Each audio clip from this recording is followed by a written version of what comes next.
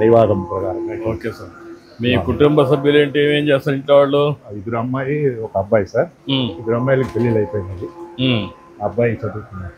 ఏం చదువుతున్నాడు? సంస్కృత కాలేజీలో ఎంఏ చేస్తాడు. ఇప్పుడు అందరినీ మళ్ళీ ఈ పురోహితానికి కానీ సాంస్క్రిట్కి కానీ ఎక్కువ ప్రోత్సహిస్తున్నారు మీ కుటుంబాల్లో? అవును సార్. పరంపర శివాచార్య పరంపర సార్. మా తండ్రి గారు అందరూ కూడా కాళహస్తిలో పూజాధికారులు ఉండేవాళ్ళు. స్వామివారి అదే సార్. మీరు ఇప్పుడు ఇక్కడికి కార్యక్రమం కూడా చాలా మంచి కార్యక్రమం పెట్టారు. అంటే ఎట్లా మీ అభిప్రాయం?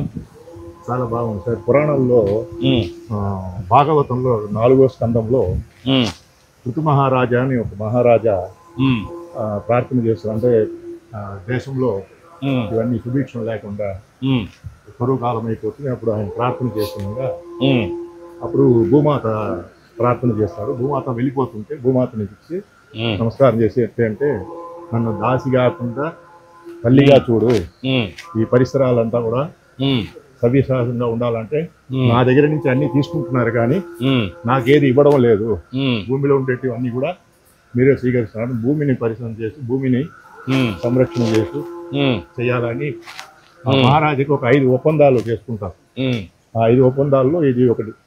అంటే భూమి పరిసరాలంతా కూడా సుభిక్షంగా ఉండాలి, ఈ కలుషాలు లేకుండా. అంటే మన వేదాల నుంచి మన పురాణాల నుంచి ఇవన్నీ కూడా మనకు వచ్చి సంస్కృతి సంప్రదాయ ప్రకారం మనకు భూమిని, అందుకనే భూమి అనేది మనకు పవిత్రం. అవును. అందుకే భూతల్లి అంటాం, భూదేవి అంటాం, భూమాత అంటాం. ఆ భూమాత మనకు అన్ని ఇస్తుంది. పంటలు కావాలంటే దానిపైన ఆధారపడతాం, నీళ్లు కావాలన్నా భూమాత పైన ఆధారపడతాం. అదే మరి ఖనిజ సంపద వచ్చినా భూమాత ఇస్తుంది. అలాంటప్పుడు మనం సక్రమంగా ఉపయోగించుకుంటే భవిష్యత్తుకు ఇబ్బంది ఉండదు, బంగారు భవిష్యత్తు ఉంటుంది. ఉపయోగించుకోకపోతే ఈ ఇబ్బందులు వస్తాయి అనేది చరిత్రలో కూడా ఉన్నాయి. కానీ ఇప్పుడు ప్రస్తుత పరిస్థితులు అవన్నీ మర్చిపోయారు. ఎట్లా గుర్తు చేయగలరు? ఇప్పుడు అందరికీ తెలియపరిచే ఈ యొక్క కార్యక్రమం వల్ల అందరికీ తెలుస్తుంది. ఈ ఆలయానికి వచ్చే భక్తులు అందరికీ కూడా మనం ఇలాంటి భూమాతని రక్షించుకోవాలి. చెట్లు జాములు, ఈ చెట్లు ఎరువులు ఉంటే మంచి గాలి వస్తుంది, ఆరోగ్యం బాగుంటుంది అని.